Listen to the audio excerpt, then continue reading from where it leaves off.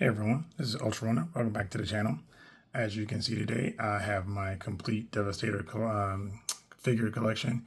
I'm probably the only person that I can think of, funny enough, that actually got all these figures when they released, but kept them in box until I got the last one in, which for me was Mixmaster. I just got Mixmaster in from BBTS maybe Thursday or Friday. And I did get them all from BBTS, and we all know BBTS is a little slower getting those out to everybody than anybody else. But I mean, for $4 shipping, Paulo, I did ship him straight up as soon as he came in, just because I wanted to get him as quickly as possible, just so I can get my Devastator finally together, not for a review purpose or anything like that at all, because the rest of these guys just sat with everything else at my Paulo until they came out. But I've even showed a couple of Paulo unboxings where I got these in, like here and there, as they came out, just so you guys knew I got them in. It wasn't, buying them all at one time. But, across the board, I'll definitely tell you, if you're an inbox collector, with the exception of Long Colin Hook, this is actually, to me, a pretty neat look for them. And I think maybe just because they're all one team, I do like the cohesiveness of how they did the figures.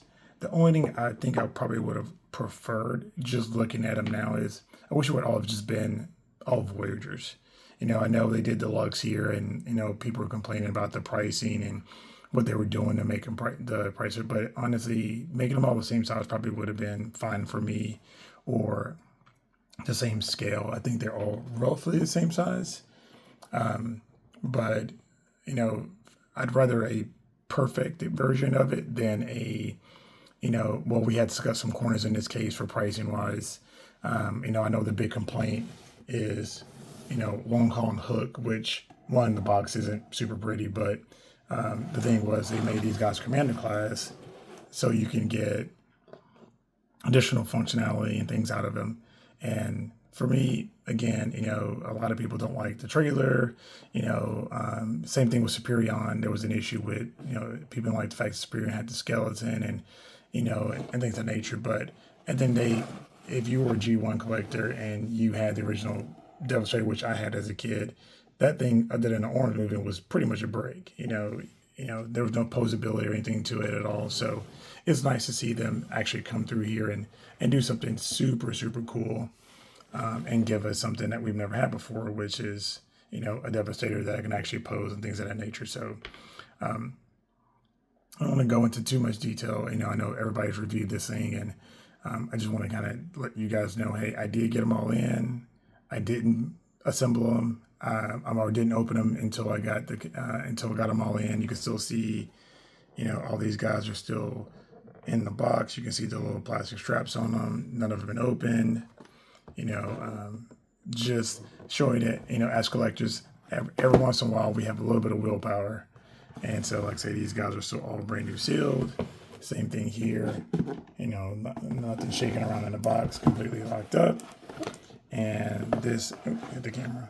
And I'll get this guy put together and probably just do a short on it, because like I say, there's enough people have done reviews on this guy, and you guys have seen a little bit of everything. And not that my opinion is any less important than anybody else's, but honestly, I think we've all said we have to say. And for me, I'm one of these people. This is what I wanted. We got it, and then that's it. There's, if you want something better, of course, you got third-party masterpiece version, which maybe at some point I would do.